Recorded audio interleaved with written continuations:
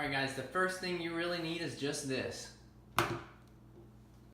What is up guys? Welcome to another video. The regular intro is not about to play because this is more of a tech talk informational video. So let's get into it.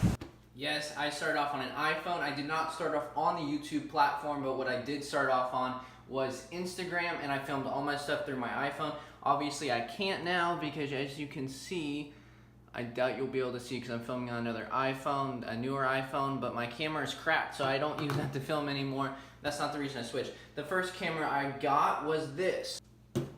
A Sony 5100, a really beginner camera, just a kit lens on it. It's a 16 to 50 millimeter lens. Looks basically like this little flip up screen, because as you guys know, if you've been here a little bit longer, I used to do vlogs before. Now I do the travel videos and I do all the cool edits and all that stuff. Anyways, looks like this, and it shoots pretty good thing. This is what I would usually be filming on right now. I can't film this video and show this camera at the exact same time. I had a lot of trouble getting that out, guys. Anyways, so that was my first real piece of equipment. Next, I got this. A MacBook Pro. Forgive me if any of this looks a little weird. First time filming one of these types of camera videos, what's in my camera bag video. Anyways, next I got was a MacBook Pro. Now this was refurbished. I was going like the cheapest route I could, not trying to spend any extra money or anything like that, because I did not have a lot of money. I was working one job at the time. Anyways, so these are the two things I picked up first, and I stayed with this stuff for a long time, and that was my main pieces of equipment.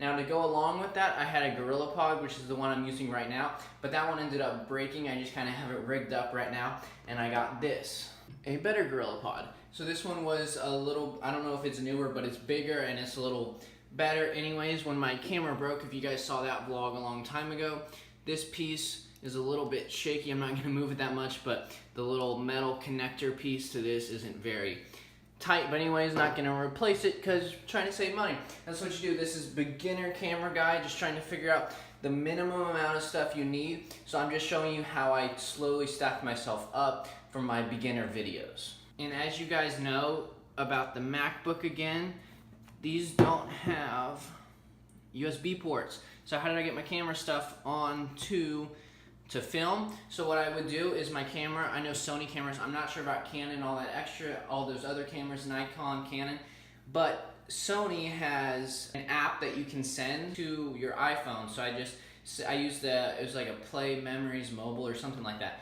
Anyways, I sent that from my camera to my iPhone, which is right here on the Sony app. And what I would do is then I would airdrop that to my MacBook, which is why I got a MacBook. Even though it's more expensive to buy Macs compared to other computers, it works well with my phone, so that's why I ended up going that route. But I did buy the refurbished one, as I said earlier, because that is cheaper to do, and I haven't had any problems with it, knock on wood. Anyways, so that was the first startup stuff. But then my camera broke. As I mentioned a little bit earlier, I dropped it penny boarding at my friends in Florida. So I got a replacement while that one went on the warranty, because I had a warranty for that. Ended up getting a GoPro Hero 5. I have it in the little case right now. So GoPros are awesome, guys. They allow such a different perspective when you're filming anything you want, because it can go in it can go in water, mud, any of that stuff, and you don't have to worry as much about using this compared to other stuff. And this was my first thing that was cool, because I was able to change my frame rate on this stuff. Resolution at 4K 30 FPS, and my other camera does 60 1080p, and that was all it did. It didn't change at all, so I can have it, and then I can also change 120 frames and do all that stuff. So anyways, GoPro Hero 5. First thing, going into different types of camera possibilities and FPS and all that kind of stuff.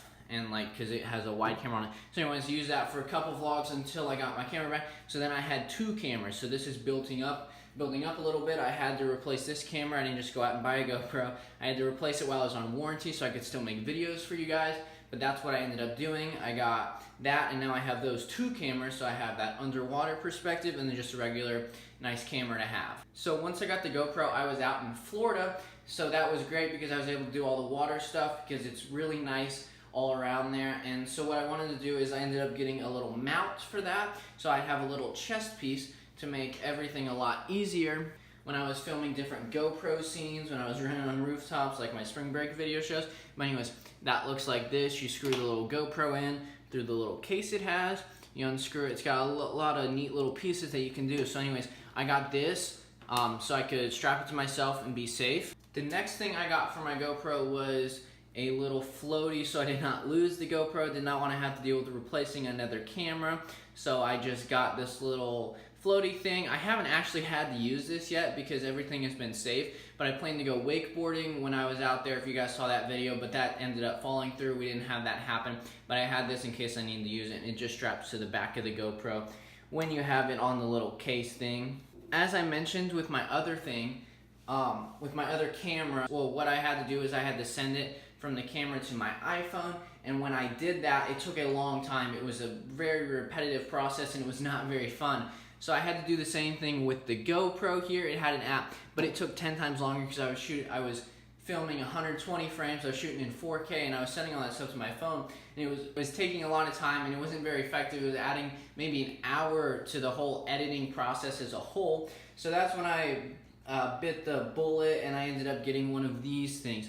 Now this is the thing you plug into the side of your MacBook, and it gives you 2 USB ports, 2 of the charging things like that, and then it has the SD card slot and the mini SD card slot, which helped tremendously, and I was able to actually do all that stuff fast and really easy, share memory cards with friends, especially when I was out in Florida when I had a lot of friends there, and it was great. So that was my next purchase. So the next problem I ran into after that was storage, because the Mac can't hold everything. I was editing in iMovie, and I'll go into later with the editing program I'm using now, but I started off with iMovie, which is great because that's another reason the iPhone and the Mac, they have iMovie for free. So it's a great starter program. I recommend it to basically anyone.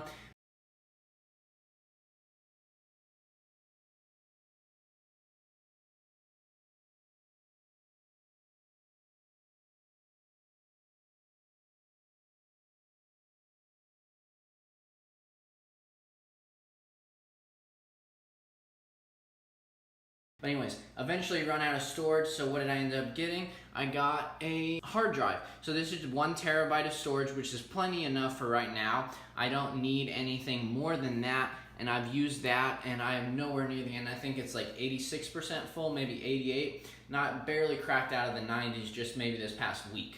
First, to start off with just the iPhone, which every kid gets from their parent, you know. But then I went to the camera and the MacBook, and then it just grew from there. And it's a process. You don't want to buy all the best stuff you can right away because 1, you don't know how to use that stuff as well, and 2, you got to start off with basic stuff because you're not going to be full of money. So anyways, next thing I'm going to talk about is the little ins and outs that you have to buy for all this kind of things, and I'll put all that stuff up. Okay guys, next thing I have is little accessories. Is a little, like, I think people call these Pelican cases, but I'm not totally for sure. And it just holds all your SD cards, and it has little slots. Now I got this for free when I first bought my camera. Didn't even use it because I didn't really need it because I only had 1 SD card that I was carrying, and I just always had it on my camera. But that was for free, so that was just a little thing that came with my stuff.